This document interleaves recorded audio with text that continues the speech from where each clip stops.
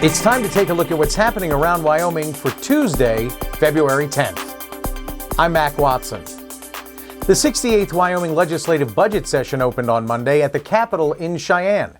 Cowboy State Daily's Claire McFarland reports from the Capitol that the session started with Governor Mark Gordon urging legislators to restore key portions of his November budget recommendation. Most of what he discussed, alongside touting Wyoming values its industries, was asking lawmakers to reinstate his budget request. And that's because the Joint Appropriations Committee got first slash at his draft budget and cut and denied various things from it, including a proposed $40 million cut to the University of Wyoming. The Wyoming Freedom Caucus, in response, said Governor Gordon needs to chill with the spending. And then the State of the Judiciary, Chief Justice Lynn Baumgarten of the Wyoming Supreme Court delivered her speech on allowing the Wyoming judiciary to be a co-equal and independent branch of government. She referenced the unavoidable that a January 6th opinion by the High Court casting abortion as a fundamental right and upholding it, striking down two laws that would have restricted it. She recognized that this is causing lawmakers to consider how the courts are structured, how judges and justices are chosen, and she urged them not to, quote, politicize the courts. The Wyoming Senate held a series of introductory votes in which they decided which bills were even worth their consideration. And one of the bills that they decided in a 21-10 vote was not worth their consideration would have purged the Wyoming Business Council from Wyoming's law books altogether. However, even though the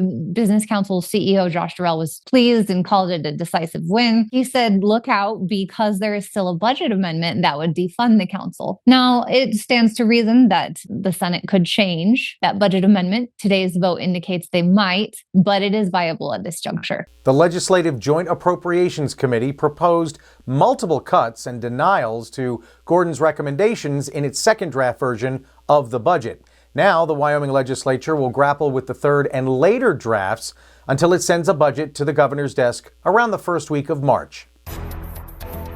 Also in political news, the Freedom Caucus of the Wyoming House of Representatives spelled out its priorities for the 2026 session of the Wyoming legislature Monday, immediately after Governor Mark Gordon delivered his State of the State address.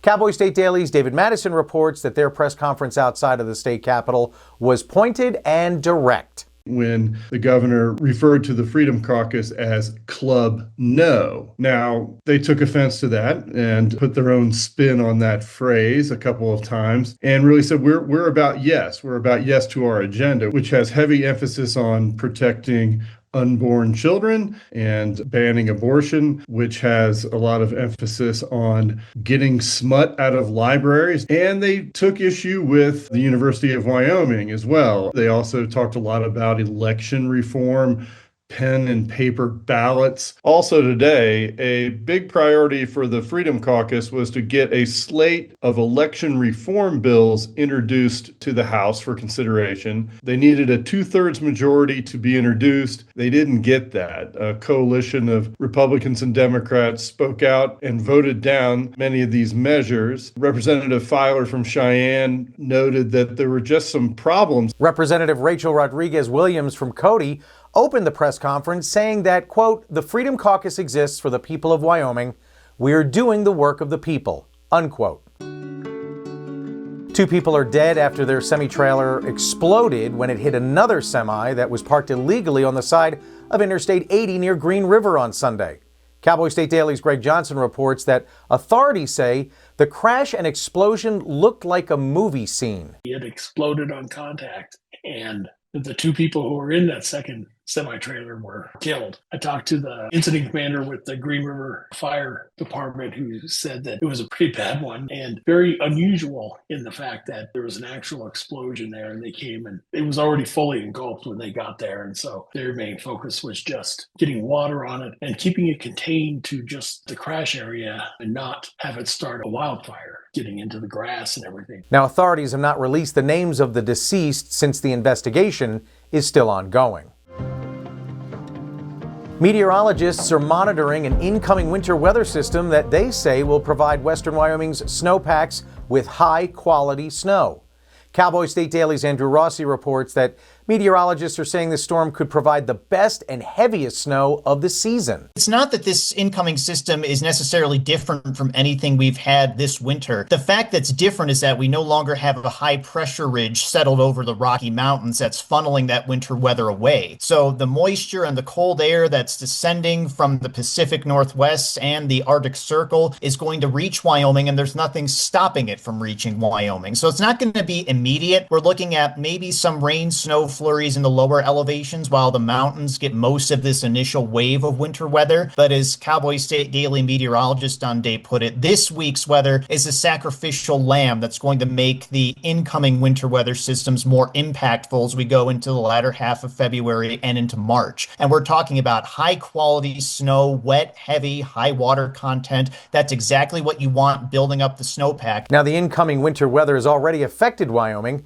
The Chief Joseph Highway and Granite, Teton, and Togety passes were covered with a fresh covering of wet, heavy snow on Monday morning. I'll be back with more news from Cowboy State Daily right after this. Out here, everything takes longer. The miles in between teach patience. They teach you what's worth driving for. In Wyoming, miles are how we measure love. The distance you'll go to help a neighbor, to pick up your kid from an activity, or to visit someone you care about. That's why Hilltop Bank rides with you through every mile. We're not just close by, we're traveling the same roads. Hilltop Bank, member FDIC, equal housing lender. Cowboy State Daily News continues now. A Park County man who claims to be the business partner of a 90-year-old Cody woman with a failing memory is accused of stealing more than $100,000.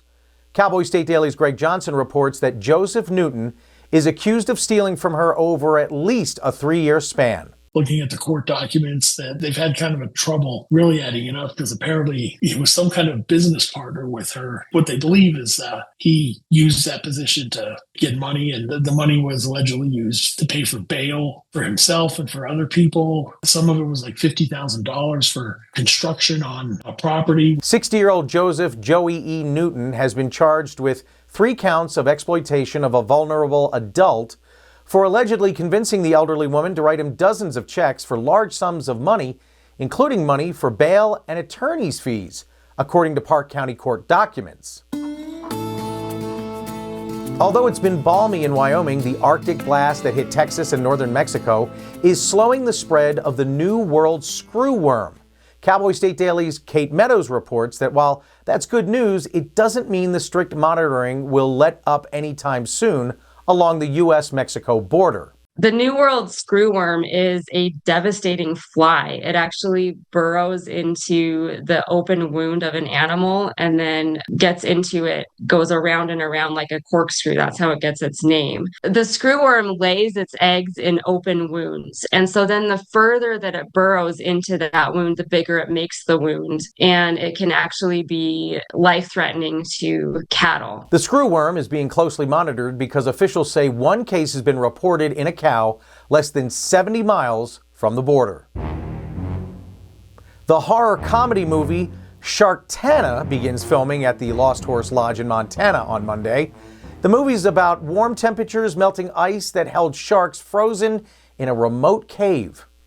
Cowboy State Daily's Anna Louise Jackson reports one shark has already gotten loose and gone on a feeding frenzy. The director's from Hamilton, which is south of Missoula in Montana. He is known for horror movies. He's made several independent films. He writes his own movies, but he was passed the script from a first-time screenwriter, a guy who worked at a local ski area in Montana. And that guy had this idea of sharks in the snow. And so they teamed up. They brought in another guy who's a producer. And so the 3 of them worked on the script, and now they'll be making this movie. First time for this director doing someone else's script. First time for this screenwriter getting his script to see the light of day, and it's all happening in Montana. So very, very local independent film. Now, since this is a smaller film, there's no word yet on what screening platform you'll be able to watch Sharktana.